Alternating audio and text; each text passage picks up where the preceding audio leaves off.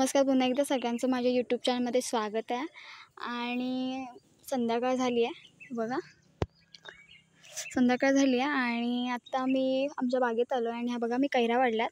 So ज्या एका व्हिडिओमध्ये एक आंब्याचं झाड आहे, त्याच आंब्याच्या झाडावरच्या ह्या कैऱ्या आत्ताच पाडलेल्या एकदम ताज्या आहेत. सो आत्ता आम्ही ह्या कैऱ्यांपासून आंबट तिखट अशा एक प्रकार बनवणार आहोत, जे तुम्ही भाकरीसोबत पण खाऊ शकता, म्हणजे जेवणासोबत पण तुम्ही खाऊ शकता. सो आता कैऱ्यांचा सीझन आहे, म्हणजे आंब्यांचा सीझन आहे, तर तुम्ही करू शकता. सो मी तुम्हाला दाखवते की कसं करायचं, काय करायचं. एकदम सोपी आहे रेसिपी, जे आम्ही रानात करतो आहे. सो तुम्ही असं पण खाऊ शकता आणि भाकरीसोबत वगैरे पण खाऊ शकता. सो मी तुम्हाला दाखवते. सो पहिले आपण आधी हे ज्या कैऱ्या आहेत त्या धुवून घेणार आहोत. सो इथे आपण धुवून घेतो आहे कैऱ्या बघा. ही पहिली धुवून झाली आहे, तर दुसरी पण आपण धुवून घेतली आहे. चांगले ताज्या आहेत एकदम. सो तुमच्याकडे ताज्या नसेल तरी काही हरकत नाही. सो इथे आपण धुवून घेतलेल्या आहेत कैऱ्या ह्या बघा. सो आता आपण सोलरने सोलून घेणार आहोत.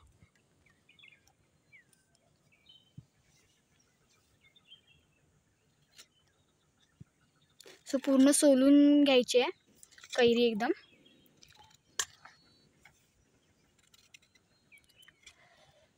सो भाकरीसोबत पण मस्त लागतं, एकदम आंबट गोड असं. सो आपण पूर्ण सोलून घेणार आहोत. सो बाजारात पण आता कैऱ्या अवेलेबल आहेत, तुम्ही आणू शकता. सो मस्त वास सुटला आहे कैरीचा. सो कैरीपासून बरंच काय काय बनवतात. मुरांबा पण बनवतात, परत लोणचं बनवतात. आता तर गावठी लोणचं खूप करतात गावच्या ठिकाणी, आमच्याकडे पण सुरुवात आहे.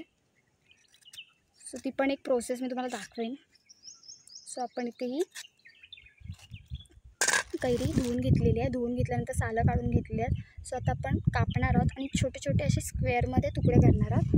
आणि पुढे तुम्ही बघाच, तोपर्यंत कापून घेते, तोपर्यंत थोड्या वेळाने मी लगेच भेटते. तर इथे पूर्ण कापून घेतलेले आपण. सो आता ह्याचे छोटे छोटे तुकडे करणार आहोत.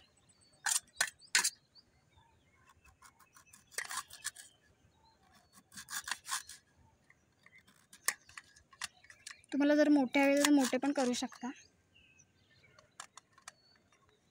सो रानात आम्ही सगळं घेऊन आलो आहे, मसाले, सुरी आणि असे तुकडे करायचे छोटे छोटे स्क्वेअरमध्ये.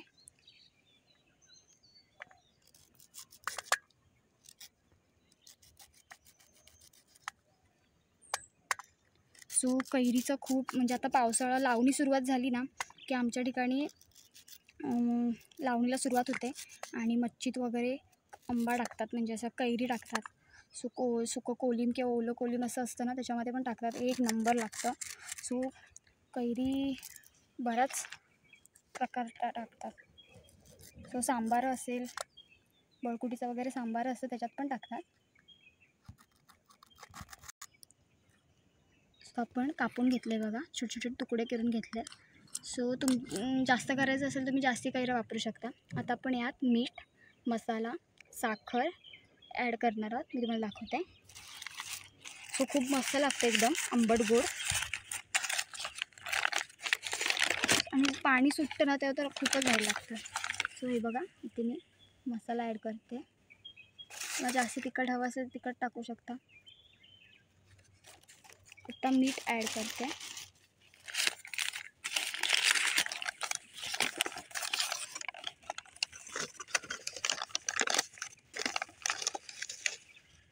मीठ चवीनुसार.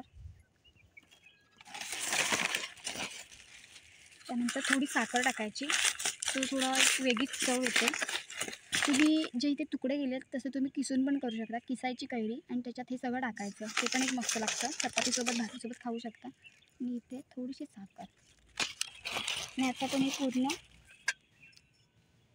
मिक्स करणार आहोत. सो बघूनच तोंडाला पाणी सुटतं आहे. सो अशी आपली चटपटीत कैरी तयार आहे. सो आपली इथे चटपटीत कैरी तयार आहे. सो ती पण सोपी रेसिपी आहे. तुम्ही करू शकता. किसू पण शकता, जे तुकडे आहेत त्या जागी तुम्ही किसू पण शकता कैरी आणि त्याच्यामध्ये टाकू शकता. थोड्या तेल ॲड केलं तरी चालेल, अजून चांगलं लागतं.